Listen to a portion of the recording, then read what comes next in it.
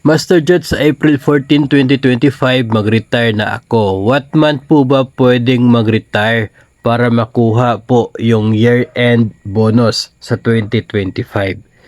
Kung year-end bonus po yung purpose ninyo na makuha, kahit maaga kayo mag-retire, no, umabot lamang kayo ng at least 4 months of service sa 2025, ay meron ka na makukuha na year-end bonus. Kaya lamang proportion lang, hindi po buo.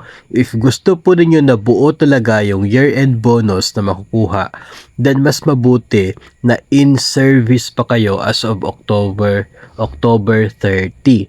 So ibig sabihin po niyan, dapat ay yung effectivity ng inyo pong retirement ay November 1. Pero kung ganun na lamang po at mag-retire kayo na November 1, ang maipapayo ko na lamang po, gawin nyo na lamang pong December 1 yung effectivity ng inyong retirement.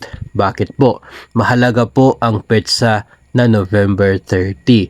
Kasi yun po ang ginagawang basihan ng pagtanggap ng PEI na tinatanggap tuwing December 15 at maging ng SRI or Service Recognition Incentive if ever na mayroon po para sa taong 2025.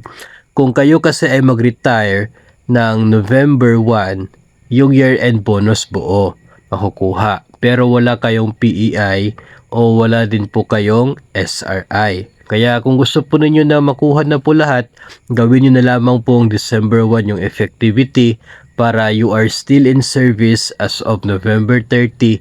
Ibig sabihin eligible ka buo na PEI at eligible ka sa buo na Service Recognition Incentive or SRI.